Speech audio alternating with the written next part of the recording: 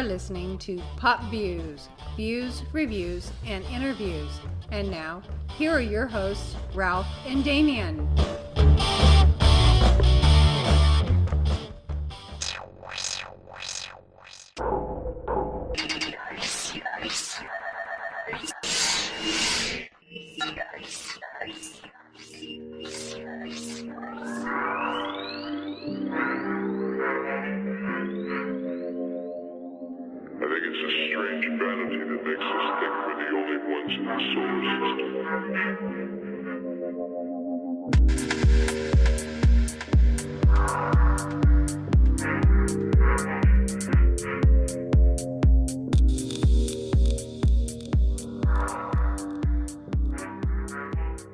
Well, hello world, welcome back to PopViews, and hello to the universe and to our alien overlords. Today we are going to be talking about the alien agenda and what that could possibly mean for the human race.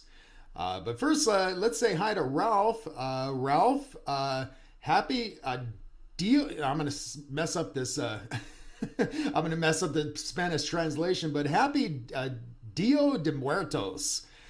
Today is Wednesday, November 1st, and it is the Mexican Day of the Dead.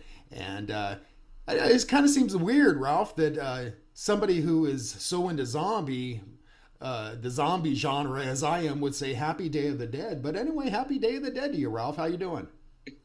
Well, if you think about it, zombies are dead, so you're just saying Happy Zombie Day. Right. There you go. I'm doing okay. I'm enjoying the we went from cold yesterday, or last time I was talking to the broadcast about how cold it was, to now it's rainy out, and I'm in a short sleeve shirt again with no heat on. Oh, there you go. So, you tell me how weird the weather is here in Maine, okay? You guys will figure it out. As I talk about it all the time, you really think that this is one of those places where it's true. If you don't like the weather, wait 5 minutes. Yeah, well, enjoy it while you can, man. Yeah, because I know winter is coming. Yeah, indeed. That's never so true as it is in Maine, you know. But, so how is it over there in alien country, speaking of aliens? Yeah, well, the aliens at Area 51 are warm. We're still in warm temperatures, you know, and again, we're dropping down, you know, in the evenings, you know. But you know, it's not. I wouldn't call it cold, you know. But well, Vegas never gets cold. Well, it's just that when you're there for so long, 50 degrees is cold. Yeah, but I mean, you know, we do drop down into 30s and even the 20s at times. But you know, it never gets cold like it does up in the north, you know. But yeah, there's a big difference. I've noticed that you know, when it does get down to the 20s in Vegas, it's cold. Don't get me wrong. But 20 here is different because it's been cold for so long that everything is bone chilled. Everything is chilled all the way through. Well, sure, and because frozen. Because you've got that permafrost under all the snow, so it just keeps everything cold. You know, I mean, I experienced that, you know, in Minnesota, and yeah, it's a different kind of cold. And here in Vegas, you know, I remember in Minnesota going out and barbecuing in 20 degree weather, you know, I mean. Right, because it wasn't too bad out that day. Well, and I think you just kind of get used to it, you know, and so, but yeah, here though, when it's 20 degrees, you know, the wind is always blowing here. I mean, at least a breeze is going, a good breeze is going. And so we talked about that last episode, and that's how it's the same here, and that definitely makes a difference. Yeah, well, you know, and that brings in the wind chill. So although it's 20 degrees out here, or 20 something degrees, it feels like it's 15. You know, and so yeah, it does get chilly here, but not cold like it does up in the north, definitely. And, well, I think I've acclimated pretty well here. I mean, I have, for those who don't know, I live in the middle of nowhere, Maine, but I came here from California. Yeah. So the people here are kind of shocked at my work that sometimes when I'm walking around with a short sleeve shirt and shorts on, and they still have on jeans and a jacket and a shirt. Well, it must have been so yeah, I'm doing pretty good. It must have been quite a shock, though, going from California to Maine. My God, I mean, that's a... Oh, geez. Yeah. Well, we were lucky. The first year we got here, well, I had already spent a winter in a bus, so that's a whole nother story. In Oregon, the year before that, and a little tiny wood stove that I'd wake up and it'd be out all the time. Every 2 hours, I had to restock it. That's a whole different experience. But the first winter here in Maine, it was pretty mild. The first year we got here, it's like, okay, we're going to be nice to these people and give them a chance to, get used to snow. And then boom, the next winter we got hit bad. Yeah. So I'll tell you, having lived in the North, my first experience of Minnesota when I first moved there, I moved there in a blizzard. I mean, we were in the middle of a blizzard when I arrived, and so that was my first experience with Minnesota, and it seems like that experience never ended for me. Every single year, I would think, I can't be here anymore. I can't do this anymore, but. I stuck it out, I guess, for 13 years. And funny enough, when I left Minnesota, I drove out of Minnesota and I drove out during a blizzard, during whiteout conditions on the I-35. Getting out of Minnesota took almost an act of God, because it took me forever to get out of the state because there were whiteout conditions and I had to pull over and stop and pull over and stop and pull over and so it was hell to get out of there. It was almost like Minnesota says, you're not going anywhere, buddy. But I finally outran it. And I remember driving down the I-35 down toward Illinois.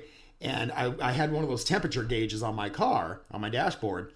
And it was pretty, as I'm driving south, the temperature is rising and rising and rising. And when it got up to 40 degrees, I'm like, hell yes.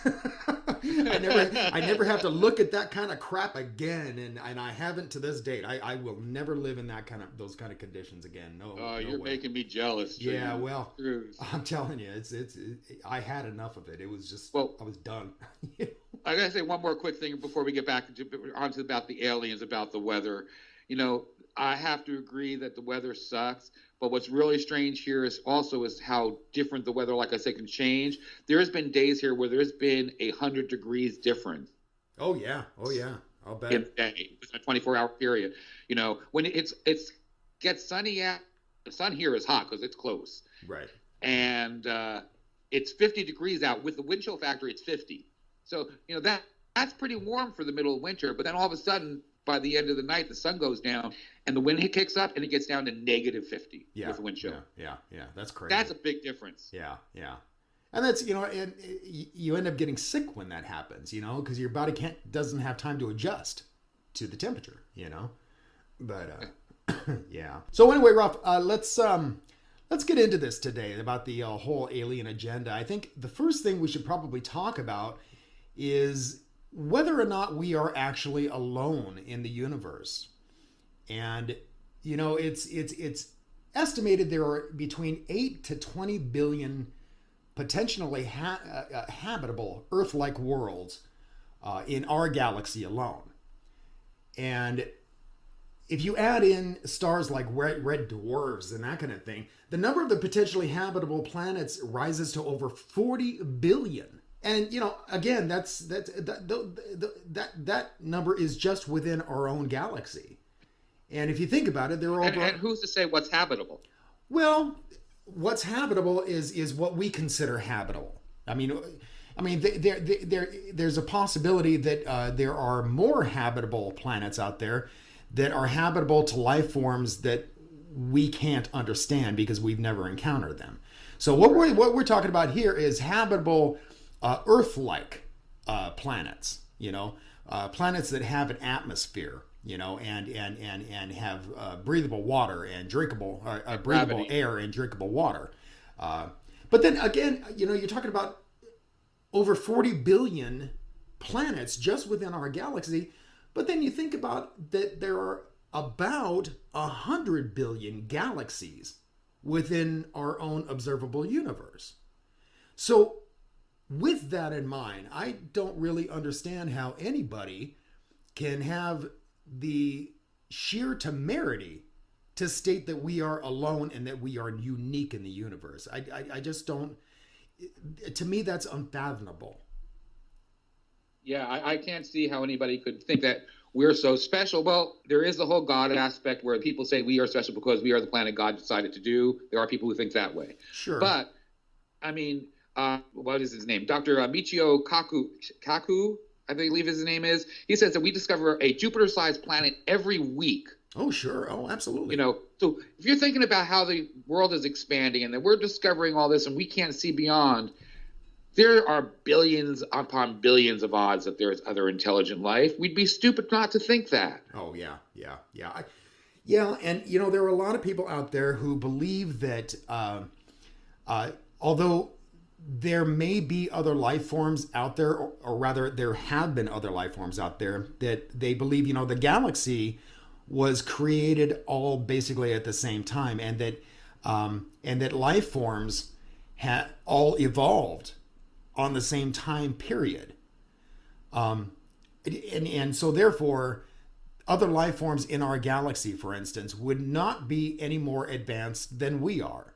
That in itself is kind of, I think that's a misdirection toward the knowledge that or toward the theory that aliens do exist and that they are superior to us in intelligence. And the reason for that is because I don't believe that all life form developed at the same rate. I think that we are a relatively young intelligent life form in our galaxy. Because it took hundreds of billions of years for life to start developing on Earth. And who's to say that it all happened at the same time? And a lot of people actually think that the other alien races may have existed and have now either killed themselves off or naturally died off because their sun has exploded or whatever. So I don't. And I have to agree with you on that. I mean, who says that it's at the same rate? Maybe their planet was better conditions. Have you ever, if you even take it down to the simplest form of growing a rose, if a rose is in the wrong atmosphere, it doesn't grow as quickly and as nicely as it would if it's in the perfect atmosphere. Well, that's you hit it right on the head right there. In fact, I like that analogy. Thank you. Because it makes sense. But here's the question. Given that we are not alone in the universe, if there are aliens out there, what would stop them from having created us? So what I'm talking about here, listeners, is I'm talking about intentional panspermia.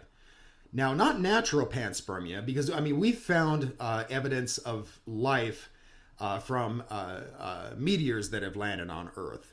And we found microbial life on these meteors. And they think that some of the life on Earth may have come from that. And so, you're talking about rocks from other planets that have, made their way here. But what I'm talking about is intentional panspermia. I'm talking about aliens that may have come here, may have seen that there is life here, and may have mixed their own DNA with the currently developing life forms. So, I personally, I think I think this holds a lot of water. It would explain the missing link in our evolution theory, because here we go from we're an evolving ape, and then suddenly we're humanoid. And so there's a missing link there. There's something that's missing right there. So, it would explain why it is that suddenly we go from ape creatures to suddenly we're humanoids. It would explain that. Now, I'm not. There's lots of things that could explain that also, though, to be honest. We don't understand nature at all. So how do we know how it all really works? We know the basics, but we're still discovering things that we have no idea. You used to think that the atom was the smallest thing that there was. And now we're finding out that we can't even figure out how small things really are. So, there could have been something else that happened also, but it does make a good point. But what also makes the point is that there have been stuff all over since the beginning of time about aliens on things. So why not think that, yes, they put us here? Well, right. And, but going back to what you just said there, that, there are a lot of possibilities. Sure. But this is certainly one theory. And unfortunately, it's a theory that people often poo-poo, because it has to do with aliens, and we have no existence or no evidence that aliens exist, and so therefore it's all witchcraft and magic, but I mean, well, that would explain God too, if God was an alien. Well, and that's exactly right. So let's get into that for a second. As you said, there is a lot of evidence out there that aliens have been visiting us for a long time.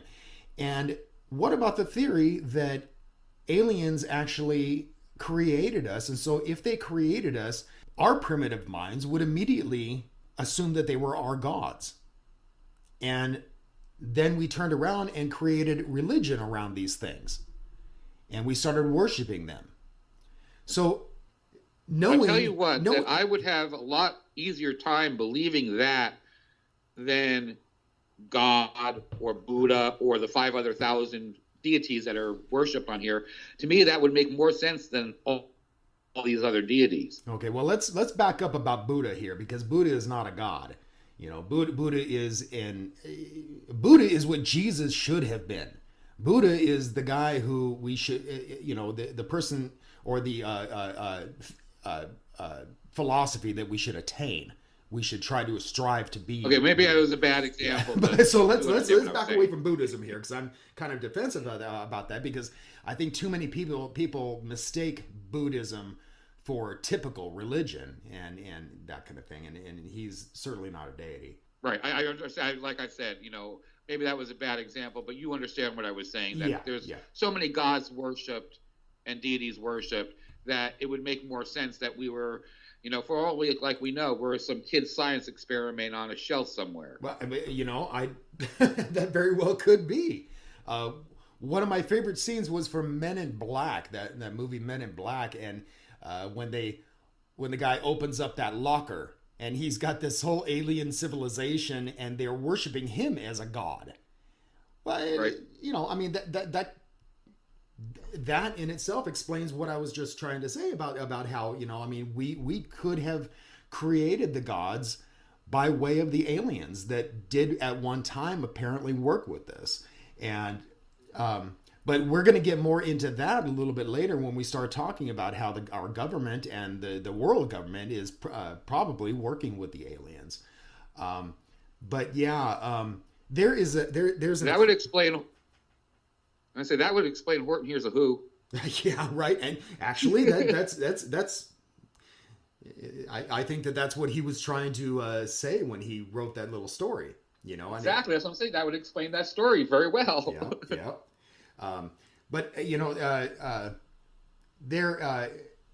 There was a guy. I don't remember his first name, but his last name was Drake, and he proposed an equation, and that was.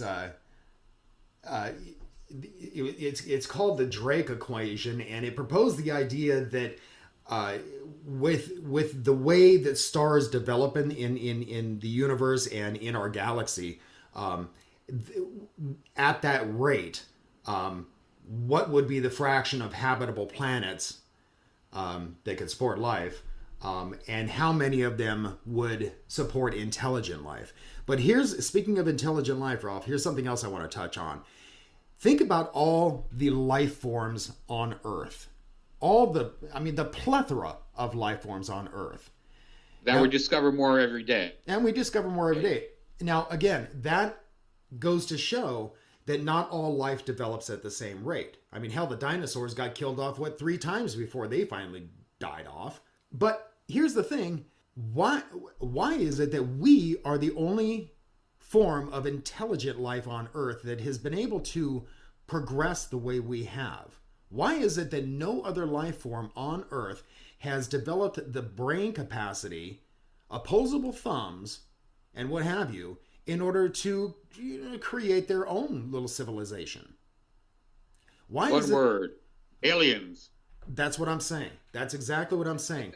That we were the ones who were chosen by the aliens to blend their own DNA with, in order to create a civilization on Earth for their own purposes. And I think I'm sorry. To me, that would also explain too more of the diversity of why we have people of so many different colors. You know, they try to put it as, well, that's where they were. But originally, all the plates were together, and we were all in one place, and we all came from this one area. We know this for a fact. Sure, right. So why are there, you know, all these different nationalities and colors and different looks and everything? Never mind the culture. It's just our actual physical looks that we can go look at somebody and go, oh, they're Hispanic. Or, oh, they're French. Or, you know, why? How does that happen? Well, that explains it a lot more to me, that aliens were just doing different types of tests. And let's see which works the best. Yeah, exactly. But using that word, which one works the best? I mean, I don't want to go there, because that leans more toward like culturalism or racism. Right. I didn't mean it in a bad way. Right. That's the way a scientist would experiment. Right. Yeah, I understand. But yeah, I wonder if the reason for it wasn't necessarily the best outcome. I think they knew what the outcome would be, but that they had to work with what they had on each continent.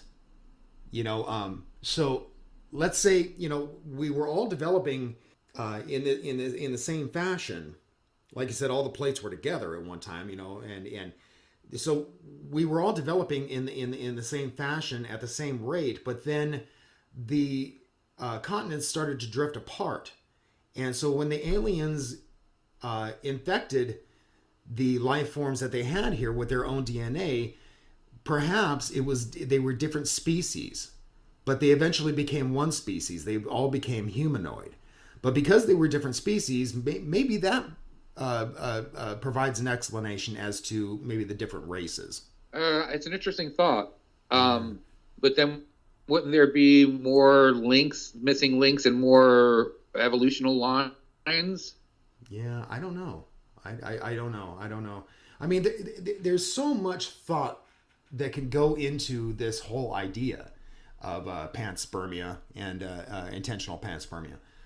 We could do a whole show just on that. Oh, sure we could. But another thing is that if you think about it, it makes sense. Because honestly, if we had the technology to do this, I think we would. I think that's one of the reasons that we're looking for other habitable planets with developing life forms. I really think that that's why we're doing this, because I think we may be close to having the technology to do this. So I think it's entirely possible that if we do find a planet with developing life forms, that we could create our own little race there for whatever purposes we have. I totally agree with you, and I wouldn't be surprised if it's already happened. One prime example I will say is Dolly the sheep. Yeah. But then with that in mind, I wonder what the purposes, what our purpose would be to actually do this, you know. And my thought, obviously, because of the human condition and greed, I want to say it would probably be to make a slave race, you know. Yep. Money. It's always the root of all of it. Sure. And that's the idea here behind the thought that we were created by aliens and that we were created as slaves to them, possibly to mine resources at one time or what have you, you know. But so I don't know. Anyway, Ralph, let's take a quick break here. And listeners, when we come back, we're going to be talking about the probability of UFO and alien disclosures by our governments.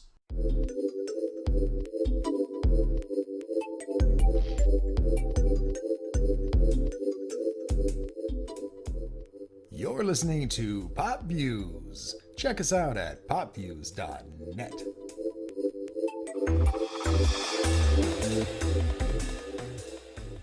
Hey listeners, this is Damian Gray with an important announcement about PopViews. Did you know that our podcasts are now on YouTube? We're still uploading our audio podcasts to platforms such as iHeartRadio, iTunes, Stitcher, and of course Spreaker.com. But now, each of our Wednesday wildcard shows have companion videos. Oftentimes, Ralph and I talk about pictures and videos that we'd really like you to see, and YouTube is the best way to do that. So, just go to youtube.com and search PopViews. give us a few likes on our videos, and subscribe to our page so you can be notified each time we upload a new video. And we are back, and you know, Ralph, we had done a previous episode about UFOs. I believe it was episode 4 of PopViews. Right off the bat, we talked about UFOs pretty much. Surprise, surprise. And so, I mean, I hate to call this, you know, UFO episode, you know, part 2, but I think that this is certainly an addendum to that, because we didn't really get into the whole idea of the alien agenda. We just basically talked about UFO sightings and that sort of thing. Right, and as we talked before the show, there are so many different little sections that make up the whole alien world, from conspiracy theories, Men in Black. We can't do it all in one show, so it's nice that we're breaking it apart. Sure. And in fact, listeners, we are going to be doing a show on the Men in Black, because, I mean, that's certainly a show in itself. Because there's I hope we get Will Smith. Yeah, that'd be great. Highly doubt that's gonna happen, but you know, would be fun.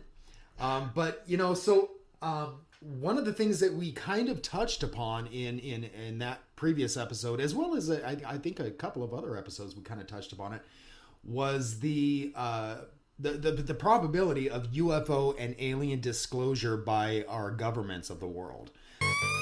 If you saw that there were aliens there, would you tell us? Yeah. You would? I would. Well, I think, look, what do we know? We know now we live in an ever-expanding universe. We know that there are billions of stars and planets literally out there, and the universe is getting bigger. We know from our fancy telescopes that just in the last 2 years, more than 20 planets have been identified outside our solar system that seem to be far enough away from their suns and dense enough that they might be able to support some form of life. So it makes it increasingly less likely that we're alone. Oh, you're trying to give me a hint that there are aliens. And that he didn't find anything. Well, I'm gonna do it again. Yeah, why not? Right? And you know, there's a new name. It's unexplained aerial phenomenon. Unexplained aerial phenomenon, really? Yep, UAP. That's the latest nomenclature. I like the old one. I like UFO. I don't know why. Well, I think we can use them interchangeably, but I would like us to go into those files and hopefully make as much of that public as possible. I can't reveal anything. Oh, really? Because President Clinton said he did go right in and he did check and there was nothing. Well, you know, that's what we're instructed to say. If suddenly there was a threat to this world from some other species, from another planet, outside in the universe, we'd forget all the little local differences that we have between our countries, and we would find out once and for all that we really are all human beings here on this earth together. Well, I don't suppose we can wait for some alien race to come down and threaten us, but I think that between us we can bring about that realization. Perhaps we need some outside universal threat to make us recognize this common bound. I occasionally think how quickly our differences worldwide would vanish if we were facing an alien threat from outside this world. And yet, I ask you, is not an alien force already among us? How many species there might be that we've identified already? What the ships look like, the variety, from the small foo-foo fighters up to allegedly motherships mile wide. I think, you know, looking at the sorts of interesting reports in these files, the ones from police officers, pilots, military personnel, the ones tracked on radar, you know, there's material there that certainly makes me think twice. It's not all misidentifications of aircraft lights and weather balloons. Is there any one report that stands out as extraordinary or perhaps most convincing? One in the new files that I particularly like is a radar sighting where an object travelled 10 nautical miles in 12 seconds, about 3,500 miles an hour. And that's on a military radar. And they picked up their cameras and started over toward it, filming as they went. And when they got in fairly close to it, it lifted up, put the gear back in the wheel wells, tipped up, and took off at a great rate of speed. And so they came into my office and told me what had happened, and I sent them over to develop the film, and then had to go through all the proper regulations of reporting this, and we wound up having to send the film forward to Washington in the base jet airplane, and I don't know whether anyone's ever seen it since. I have frequently been asked by a person of my background, a former chief of the defense staff, a former chairman of the NATO military committee, why I think there is a cover-up, or what the reasons may be for governments wishing to cover up the facts about UFOs. What I'd like to say is that there is a serious possibility that we are being visited and have been visited for many years by people from outer space, from other civilizations. That it behoves us, in case some of these people in the future or now should turn hostile, to find out who they are, where they come from, and what they want. What I saw were lights. I saw three different things. I saw a glowing red eye-like ball that was dripping like molten metal that came toward us, it moved, it came into the forest, moved through the trees, missing the trees, obviously under control. The item moved back into the field and exploded and was gone. There were three objects to the north in the sky that had multicolored lights that moved in synchronization as though they were doing a grid search. We watched them for quite a while, and we saw two objects to the south. They were white, bright lights. We couldn't discern a shape. There was a shape, but I couldn't tell what it was. One came overhead at high speed, very high speed, 2,000 or 3,000 feet up, and sent down a laser-like beam at our feet. Just click, it was on. I stood there in awe, very concerned. Is it a weapon? Is it a warning? Is it communication? And as suddenly as it appeared, it disappeared. The United Nations is getting ready for a contact with aliens from outer space. This is Moslin Othman. She's out of Malaysia. She will be planet Earth's first interstellar diplomat. If aliens invaded, who would step up to lead us in that fight, and could we even win? That's just one of the questions the Discovery Channel's new series, Curiosity, looks at. Joining me now is physics professor Michio Kaku, who is a consultant for the series. Professor, welcome. The biggest question before we get any invasion is, do aliens even exist, and how would we know? Well, the Kepler satellite currently orbiting in outer space has identified about 50 planets that seem very much Earth-like. In fact, every week we discover another Jupiter-sized planet in outer space. Now, to be sure, most of them probably have no more than microbial life, just germs.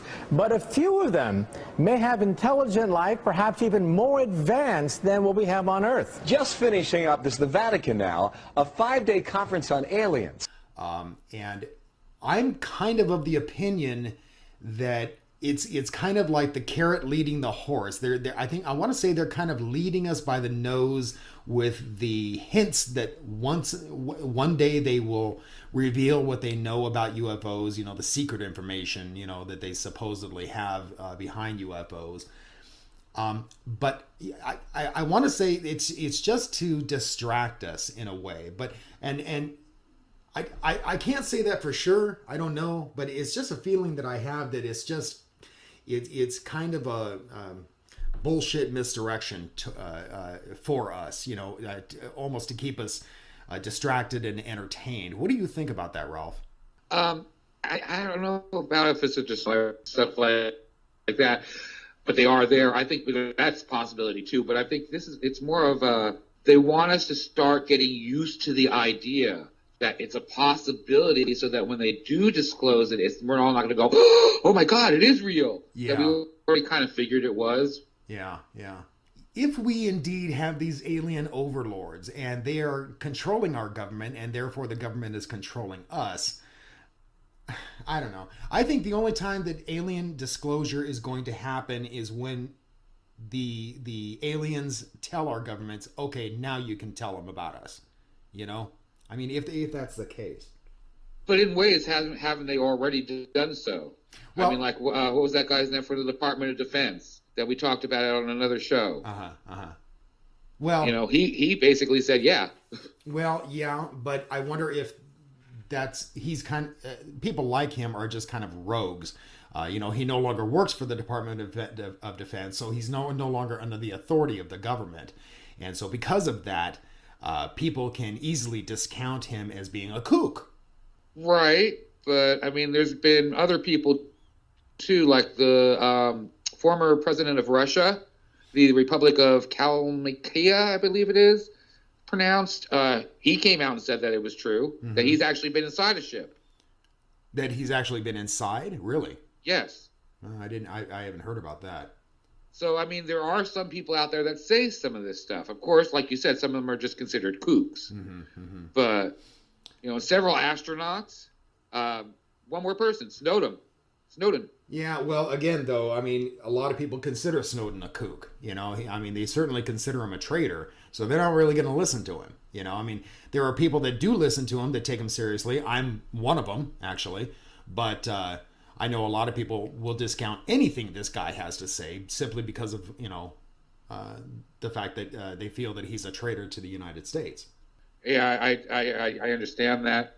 But again, you know, nobody's going to believe, and everybody is not going to believe one person. There's no, until you see it for yourself, they're not going to believe. Yeah. Period. Yeah. I mean, they can come out and show it on TV and go, oh, yeah, look at who's visiting the White House, the new alien race. Yeah. People think it's fake.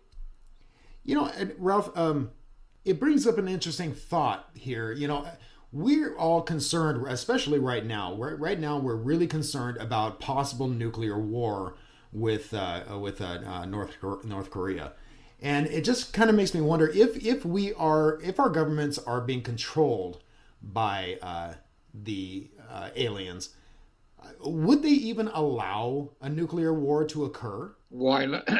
Why not? Well, it depends on their purpose. I mean, but why not? I mean, I suppose if they wanted to decrease the population of the world, they would allow it. But it seems to me that, you know, they are controlling us for a reason. I think they want a slave race. You know, it's like I was talking about before, you know, intentional panspermia. The reason for that, the reason we would do it certainly is to create a slave race. I'm sure of it. And so with that in mind, why would you want your slave race killing each other off?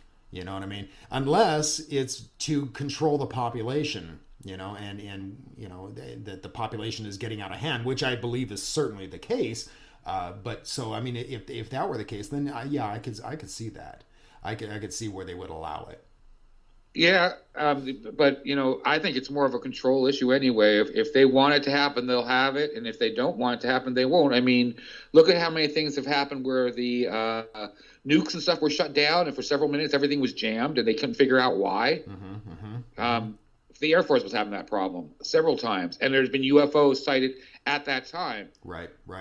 So who's saying that that's not them keeping the nuclear wars from being operative, just to show, hey, you know what? We got our control over this. So if we don't want you to have that nuclear war, we're not going to have it. It's interesting how we have become so wholly dependent upon technology. And I wonder if that technology, I mean, and this is a theory that's out there, that our technology is actually alien technology that has been released to us. And a lot of people think, well, then they must be our great benefactors, you know, because of they obviously want to help the human race. And I don't necessarily believe that that's true.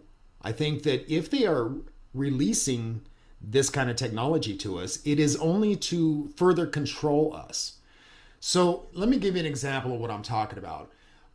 Over the years, we have become wholly dependent upon electricity, for example. And in relatively recent years, we have become dependent upon the internet. And I'm not talking about sharing cat memes, and I'm not talking about getting on Facebook daily and checking in with people. But that is certainly part of it because of our communication abilities now. I mean, the fact that the world's knowledge is at our fingertips, at our keyboards, and even on our phones anymore is just, that in itself blows my mind. But imagine, Ralph, just for a moment, that if now I don't recall the name of this thing, but it's the ability to create a energy blast that would wipe out all power on Earth. Oh, I've seen about those. Yeah, yes. and honestly, I can't. It's an acronym, and I can't remember the acronym. But in any case, Imagine if that happened. Now, electricity alone would throw us back years. I mean, look at what happened in Puerto Rico recently with that hurricane that came through, and it wiped out their power grid. And 75% is still without power. 75% is still without power, and how are they able to survive this is beyond me. I mean, if my electricity suddenly went out here in Vegas, let's say everybody's power went out in Vegas here, there would be pandemonium here, honestly. But let's say we didn't lose electricity, but we just lost capability of internet access. Can you imagine what that would do to the world? We completely rely on internet technology for everything from communication to our economies. Our economies would be turned upside down within an instant. We would be thrown back to the days of the caveman, and the reason for that is because we don't know how to survive anymore without the luxury of these technologies like electricity and the internet. We don't know how to do this anymore. We honestly don't. Now, when I say we, I mean we as a collective. Obviously, there are a lot of people out there that are preppers and they're survivalists and that kind of thing, and they understand how to survive without all this stuff. But, the average person doesn't. You think about the average New Yorker walking around New York City, if suddenly their internet and their electricity had been taken away, using that word again, it would be absolute pandemonium. And within a day, we would be thrown back to the Stone Ages. So if you think about this, if the so-called alien overlords really wanted to announce their presence and do announce an invasion, that's all they'd have to do to us. Because what they could do is they could turn around and blame the human race for the problem, and they would come out smelling like roses. It's so possible, but I mean, we actually already have that technology. I mean, North Korea has actually been threatening to use that on it, and it's called an EMP attack. Is what it's called. Thank you. That's it. The EMP, yeah. Right, and North Korea said it could use one of those and wipe out the whole country with one bomb. Sure. The whole United States. So that's a big threat, and I could see if we could do it. Of course, the aliens, if they can come all this way, they have the technology to do much more than that. Well, sure. I mean, that would be the least of it. I think that they would be able to do. And but I have to say one more example of what you were talking about before about how are aliens here to help us, or are they using us by giving us this power? And the best example I can give is one of my favorite Twilight episodes, To Serve Man. Yeah. They promised them the world and made their living in the country, the earth, a much more likable, livable place, and promised them the world when all they were doing was taking them up, and To Serve Man was a cookbook. Right, so exactly. In the long run, all the help they were doing was just to benefit themselves, i.e. greed, i.e. that's what could be happening. Well, taking this on a more realistic basis, back in World War II, the Nazis had an elite squad of Jewish people, and they were called the Sonderkommando. And what they were, again, they were elite squad of Jews that the Nazis selected from others that were in concentration camps. And what they were used for is to control the concentration camp prisoners, and they were also used to kill off their own people. And they did this with the promise of power and survival by the Nazis. And the Nazis made it quite crystal clear that they would never be the superior race that they were, or what they considered themselves to be the superior race. But they did promise them to be able to survive among them and live among them if they were to do this. But then this Sonderkommando squad were quickly discarded once they finished serving their purpose, and they were thrown in with the rest of them in the gas chambers.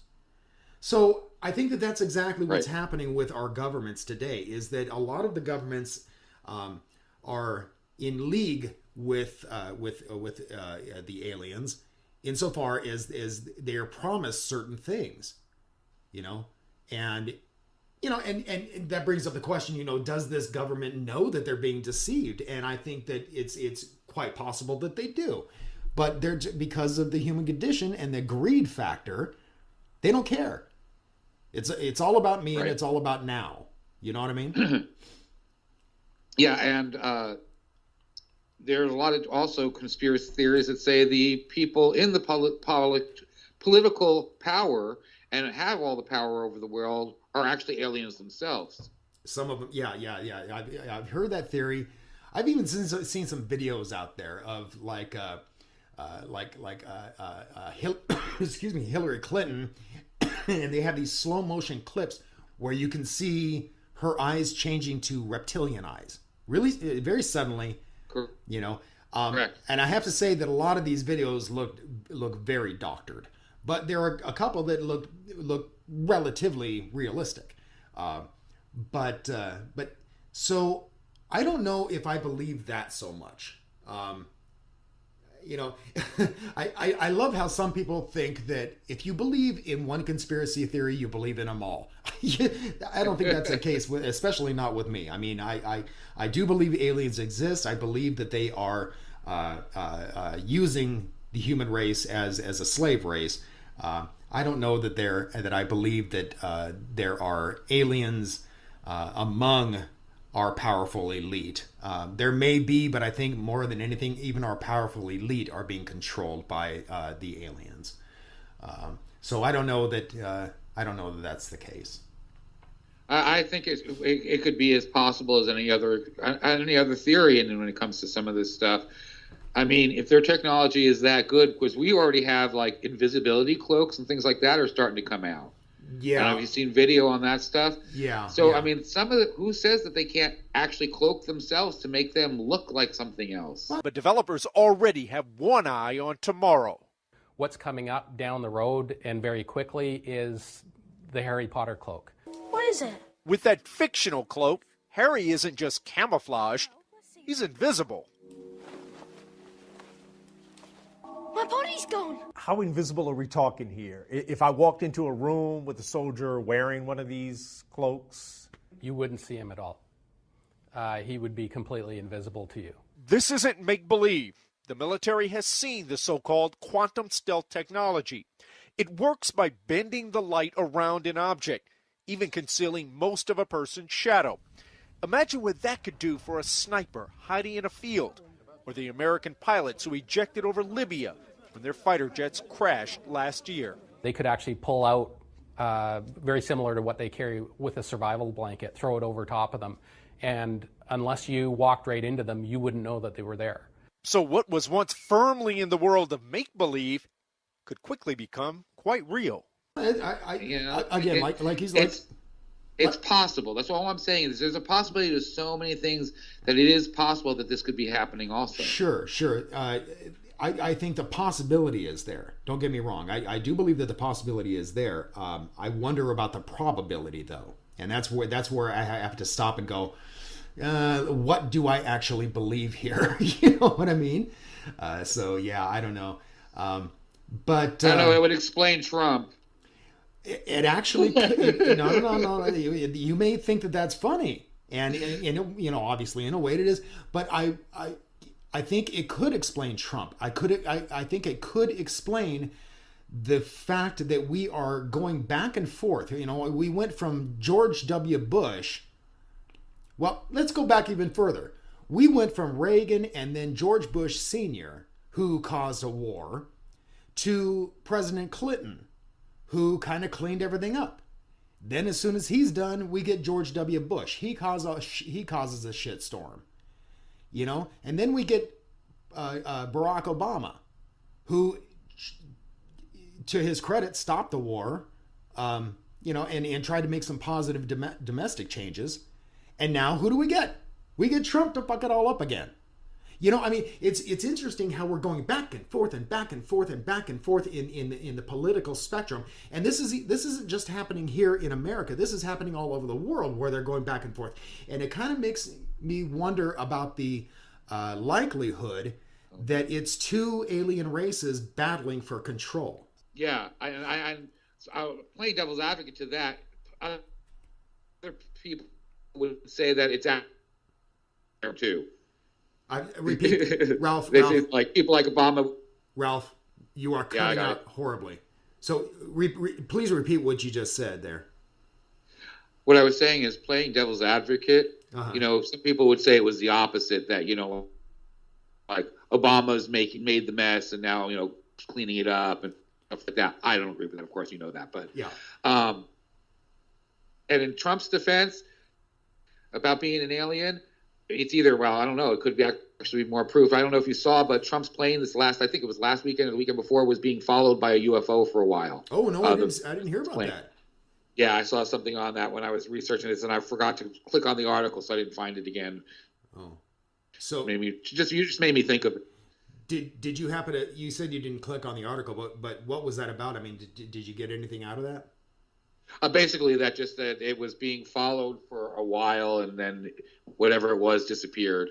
Huh? I wonder why the. I don't know what it was. I wonder why the Air Force didn't scramble around it or something. I don't know. I like I said, it was one of those. I was in the middle of doing something else. I saw the article and meant to go back to it, and then totally forgot and didn't think about it again till right now. No, I hadn't heard a thing about that. Listeners, if you've heard something about that, hey, send me an article on that. Send us a video if you've got video of it, you know, and let us know what you know about it. That'd be great. I kind of want to look into this. That's kind of an interesting thing. But, you know, getting back to the idea that the government is being used in this way to control us, the other thought here is that they are eventually going to be discarded and they are no longer going to control us. And the idea here is that the aliens are eventually going to use hybrids, you know, between themselves and human beings. To eventually control the human race. And we are going to talk about that in just a minute. But right now, Ralph, let's take a break.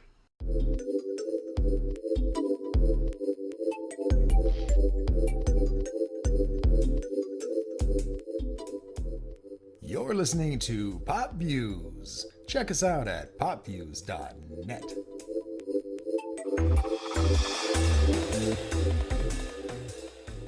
Hey listeners, this is Damian Gray with an important announcement about PopViews. Did you know that our podcasts are now on YouTube? We're still uploading our audio podcasts to platforms such as iHeartRadio, iTunes, Stitcher, and of course Spreaker.com. But now, each of our Wednesday wildcard shows have companion videos. Oftentimes, Ralph and I talk about pictures and videos that we'd really like you to see, and YouTube is the best way to do that. So, just go to youtube.com and search PopViews. Give us a few likes on our videos and subscribe to our page so you can be notified each time we upload a new video.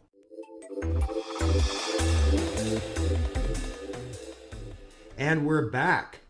So, Ralph, prior to the break, we were talking about, or I was talking about the idea that the aliens will eventually use hybrid beings to control us, and these hybrids will not have the empathy that humans tend to have toward each other. Now, I have to say that our empathy is quickly going away in our society all over the world. I see this especially here in America, but yeah, we know we're slowly losing our compassion for our fellow human being, and I think that that's part of that agenda.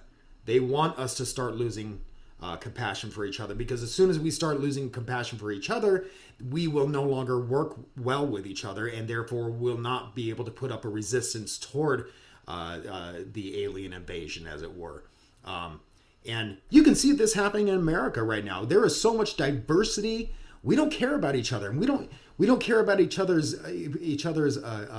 philosophies or each other's political viewpoints. Certainly, our cultural differences, we don't give a damn about that anymore. I mean, you spend a day on Facebook and you can see how screwed up things are becoming. You know, it's worse now than I think it's ever been in the United States. Yeah, and like you said, it continues just to get worse, it seems. And not to get political, I blame a lot of that on the politics. Oh, sure it is. Yeah. But even if politics is separating us, I don't understand. It's not even that we're losing any compassion for other people. We're going the complete opposite direction, and it's more towards hate. So, of course, I think that they're not even trying to get us to not like each other. They want us to separate and hate each other. They can control little sections much better and easier that way. Right, right. And what better way to control the population than to have them at odds with each other? You know, to have us at odds with each other. I mean, civil wars start because of this. You know, and Right. a lot of people are going to die because of this if we go to a civil war. I mean, a ton of people, because you know the government's going to get involved with it. It's not going to be, you know, the Southern conservatives against the Southern rebels against the Northern Yankees. It's not going to be as simple as that, because you know there's a lot of how should I put this? Let's take Florida for an example. Florida, there are a lot of conservatives in Florida, but there are also a lot of liberals in Florida. So it's not going to be a matter of a wide-span regional thing, you know, the North against the South. It's going to be mass chaos everywhere, you know. I mean, and it's going to be awfully bloody. And then the government's going to come in and they're going to try to control the situation. And that's going to make things even worse, you know. It's going to be bloody. If we come down to a civil war, it's going to be bloody and millions of people are going to die. And I think, honestly, that is the eventual goal. They want to control the populace. They want to decrease the population, you know, because it's easier to control a smaller group of people, you know. Right. But you don't want them all gone, because then you lose your slave race. So, well, there is theories out there that say that they're sending aliens, but not only are they working with them, there's theories out there that say that the government are allowing so many abductions per year, they're allowing so many disappearances, and that they are knowingly letting these aliens take us to experiment on us, to gain more knowledge of us, and they gain more knowledge of the aliens in that aspect too, and also of us, of how we work. What they can use to control us even more. Yeah, I've certainly heard that theory, and apparently the aliens struck an accord with was it Eisenhower, I believe, yes, that they would be allowed to. I like that idea, that that the aliens would be allowed to abduct us, like we'd have anything to say about it at all. You know, I mean, honestly, I mean. I think that their technology is far superior to us, and I mean, even if they did make a mass invasion, you know, it's not as though we'd have anything to say about it. I mean, it would just happen, and we wouldn't have anything to. But I think what they want is they want us to willingly give over our free will. You know, I mean, they want to gain our trust. Sure, and if you that would be the only reason to do that is, you know, to come and say, oh yeah, well, let us take 100,000 people over the course of this many years, and okay, then, and we won't kill you. You know, we just want to be friends with you. We're going to give you this technology and stuff, just, you know, also just to help out, and just let us experiment it a little bit and let us see what you're really made of. Yeah, but yeah, I think that I think they're just playing with us, to be honest with you. I think if they really wanted to just like get rid of us, they would. But that's not what they want, because if you think about the smart tyrant will not go in there and just like blow away his citizens. He doesn't want to do that. What the smart tyrant does is he remains relatively silent, and he slowly creeps into the consciousness of the citizens that he wants to control. And he will make promises, like you said, you know, and certain things like that, and gain the trust of the populace. Now, that's a smart way to do it, because once he has them under his thumb like that, he's in total control. And they willingly give up any rights that they have. They willingly give up any freedoms that they have. Take, for example, look at what George W. Bush's administration did with the Patriot Act after 9/11. How many rights did we give up? How many freedoms did we give up because of the Patriot Act? Because they said it was for our own good. I think that falls right in line with this, Ralph. I have to agree. But again, there are so many different theories out there. We can go on and on and on about it because each one of them have their plausibility. But all it comes down to, basically, like we said in the beginning, is that they want control for greed. Yeah, absolutely, absolutely. And the only way they can get what they want is by totally controlling us. And this goes into the whole idea of the New World Order. And listeners, we're going to talk about that in a later show too, because that's kind of like the alien agenda. It works hand in hand with that, and this is, as I was saying, the alien agenda spans over so many different theories, but so does the New World Order. There's just a shit ton of stuff out there about the New World Order. But, given that the New World Order exists and that it is a clandestine operation, once it's initiated, their solution is to place humanity under the leadership of these genetically engineered hybrids, which would be considered a master race among the humans. So the hybrids apparently surpass us in intellectual and psychic abilities, and they don't suffer from the so-called weakness of human nature, such as greed and empathy and compassion, and they have no need for individual freedom because they are part of the alien race, which is ultimately controlling us all. So I think that our governments are eventually going to be replaced by this alien hybrid race, and they are going to be the ones who end up controlling us. And here's an interesting thought, Ralph. We're seeing evidence already of them being integrated with us and us accepting them. Now, bear with me here, listeners. Let me give you an example. We are being culturally preconditioned to eventually accept the policy of interbreeding between humans and hybrids.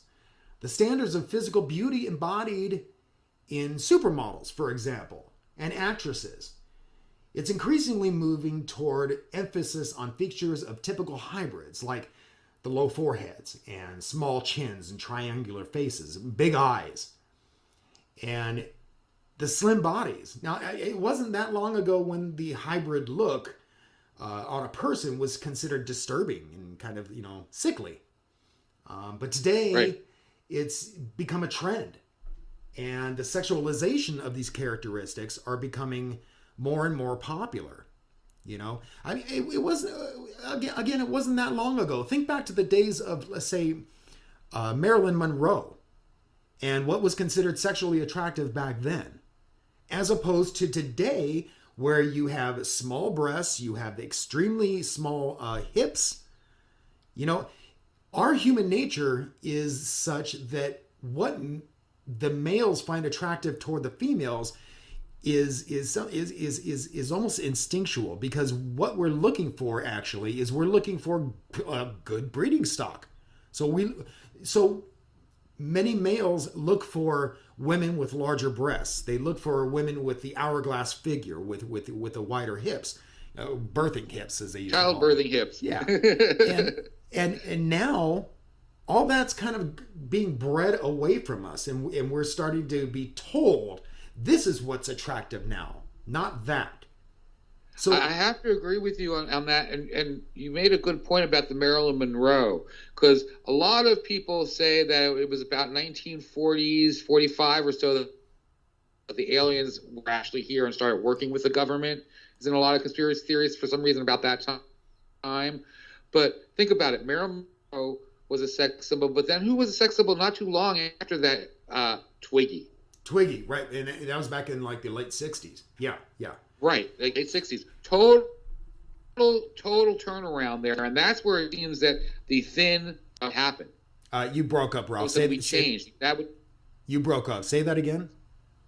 And so that's where it seems that the big change in modeling happened, was right about that time. Yeah. And then being thin and tall and skinny was more appropriate than the full-bodied. Yeah. And again, I mean, it makes you wonder what was happening back then, that they suddenly decided that was the new sexual achievement, sexuality. that the thin and lithe look was more sexually appealing than say like Marilyn Monroe and Jane Mansfield and that kind of thing. So Correct. yeah, but yeah. Anyway, so yeah, I find that very interesting, and I also find it interesting that the idea that youth is sexually appealing. You know, you see this all over the place. The sexuality of youth, and I'm not talking about teenagers necessarily. I'm talking about even younger than that. You see kids dressing in I'm not going to say they're inappropriately dressed, but some of them are. But it's more just it's kind of disgusting the way they're sexualizing children. And you see it all over the place now. Now, people want to combat the idea of child pornography, and I'm right there with them on the battlefield. That's a great idea. We should combat that.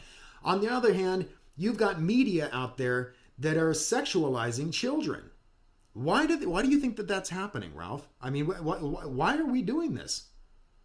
I have no idea, but I would think that if pertaining to the agenda of aliens, it would be to breed earlier, to make more people, but then it goes against what we've talked about before.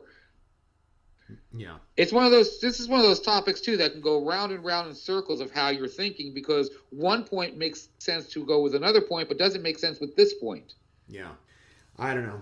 Anyway, so Ralph, we're getting into about an hour into the program, and so I think we should probably wrap it up right about here. And it would be a good idea anyway, because I believe that at about an hour into these podcasts, that's when the aliens start listening. So we should probably back away from it at this point, just for our own safety. That's okay. I got my tinfoil hat on. Do you? Okay. I do too. And so anyway, Ralph, thanks a lot for talking with me about this today. You know, listeners, again, we talk a lot about conspiracy theories. We talk a lot about cryptozoology, you know, Bigfoot, that kind of thing. In fact, next Wednesday, we're going to be talking about Bigfoot. And it should be a pretty interesting program. So definitely tune into that. But, you know, there are a lot of people out there that believe that people who believe in conspiracy theories all wear tinfoil hats, and they're all nutbags and that kind of thing. And I'm here to tell you that Ralph and I, although we believe in conspiracy theories, we don't believe in them all. And we are certainly not nutbags. We don't actually wear tinfoil hats. I think in this day and age, when, as I said earlier, we have information at our fingertips at all times, it would be ludicrous not to look into these theories. You know, something I usually say at the end of the show is keep thinking and question everything. And the reason I say that is because that's exactly what I think people are not doing on a more continual basis. If you are more willing to open your mind to the possibility, to the what ifs out there, you know, and not be so stuck in your own dogmatic beliefs, whether those dogmatic beliefs, you know, are forced upon you by your religion or your political beliefs or whatever. Open your mind to at least entertain the idea that what if certain things exist? What if these things exist? You know, I mean, I'm not saying that you have to believe any of this, but at least open your mind to that. So anyway, Ralph, if there's nothing else, let's go ahead and wrap it up for the day. What do you say? I'd say that's a good idea. It's lunchtime here, and I'm hungry. And like I said, don't want the aliens listening. Who knows who is listening? And you know there always are. Listeners, we will be back on Sunday, and we are going to be back to talking about the weird news of the world and the interesting times that we live in. Until then, as I say, keep thinking and question everything.